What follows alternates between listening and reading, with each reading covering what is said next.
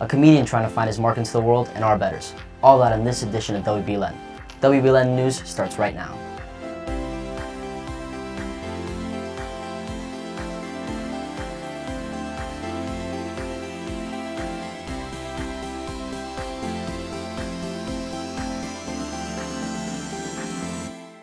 Hey there, Belen. I'm Lucas Consuegra. Let's jump to it. All great comedians have to start somewhere, but for Marcelo, it was in our very own school. Ricardo Blanco has a story. There's a lot of individual conversations with people, teachers here that wanted me to kind of clean up my act a little bit that ended up being long-term, one of them being especially Tanger. Tanger was one of the guys that sat me down and had to talk to me about, behaving and being a man for others. Another person who had a profound impact on Marcelo's comedy career was Miss Angie Fernandez, who he famously played on the senior skit. Angie in the senior skit, it was pretty clear cut when I had her, because during class, there's no better, the reason the senior skit is so good is because there's no better way to study a character than to sit in a class with them for hours on end during a week. Ay, Dios mío, castellanos. Ese niño la va a coger, pero de una forma. You cannot play on your iPad. I am not a policewoman. So, yes, I think I did a good Angie, but who didn't do a good Angie back then? We all could do a good Angie. We're all sitting in class with her for hours and hours and hours. We had like her voice totally down to the syllable. Marcelo is now the creative director at Only in Date, one of Miami's most famous content platforms. He talks about the brand and content they are trying to build over there. So whenever I'm in Only in Date, my creative process is to try to combine something that's huge, something that's mainstream, and then bring in Miami into that and then present that to the audience. Our Betters is one of Miami's best spots to get quality hot dogs, and clearly they are doing something right. They've been around for over 60 years and for good reason. Agent Fraga has more. Most of us drive by it on a daily basis, but this 60-year-old restaurant has become one of Miami's most beloved places. I would definitely have to say what makes us the best hot dog restaurant in all of Miami would have to be the fact that we are so consistent with the way that we work. We're just hardworking kids out here, and it's the speed. You can order, by the time that you're finished ordering and you slide to the right, your food's already for you. It's already made for you. We have two different types of hot dogs. We have the boiled hot dogs, and then we got hot dogs on the grill, which come in 3 different sizes. Other than that, those are a little bit higher in sodium, so we're kind of aiming for those types of foods that have jumbo taste in their hot dog. And we're also going on the healthier edge by adding the vegetarian hot dog. That's we like to please every customer that we possibly can. We listen.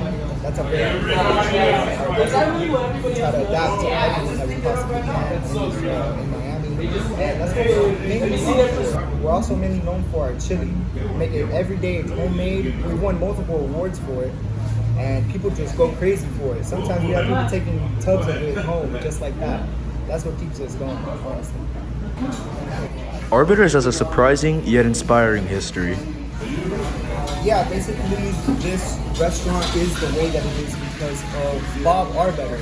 He's started it off.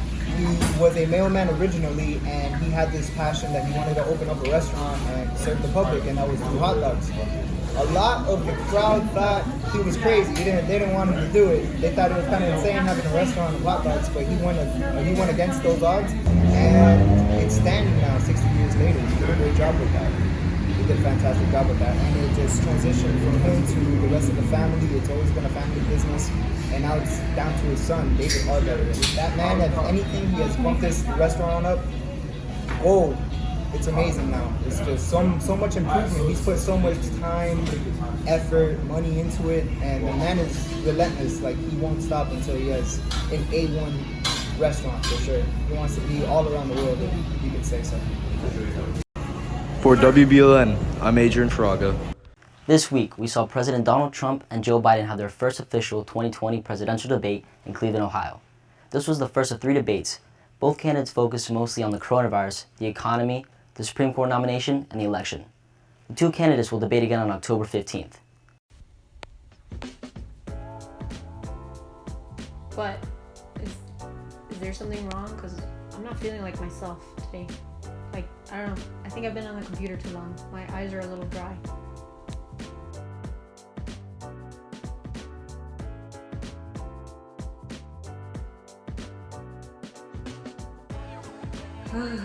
That was a horrible sight.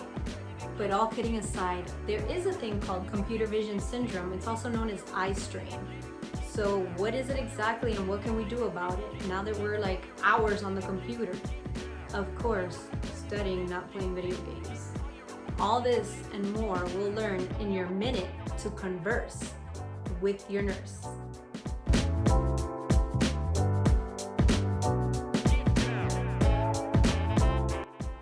Some concerns many eye care professionals have arise from studies that show the possible correlation between the increase of computer screen time, which is about 9 hours a day for a typical teen, to nearsightedness, and they're still studying the harmful effects of blue lights on the eyes.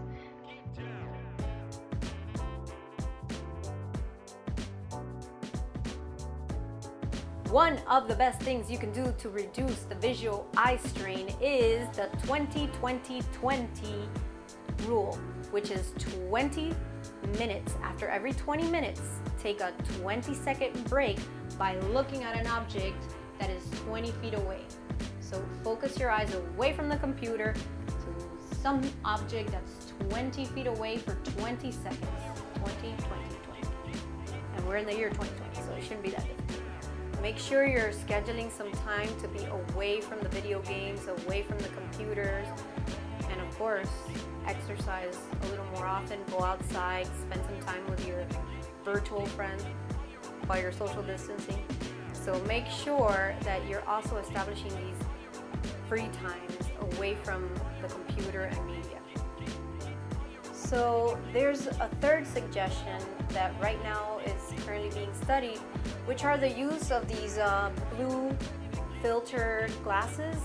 They're being sold everywhere right now on the internet. My sister got me these for two for $8. I'm trying to not show you the glare, but apparently it has a blue light filtration. I'll let you know if they work. There's even some that go over prescription glasses. Maybe you'd like to give that one a try. Don't forget to sit up straight, feet on the floor, don't slouch. So, I hope you learned something today. You know where to find me if you have any questions. I'll be over in my office wearing my new blue light filtration glasses. I'll let you know if they work. AMDG boys.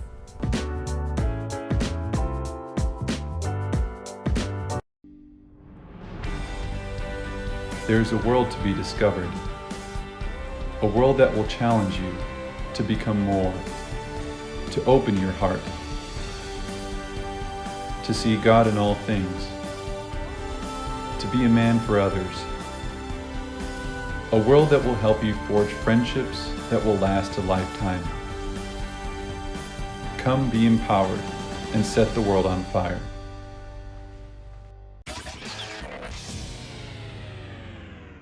Hello Wolverines, here are your sports for this week.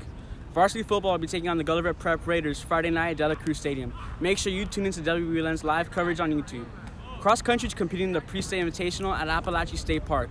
In college athletics, the Red Hot Miami Hurricanes are off this week, following a dismantling of the rival Florida State Seminoles.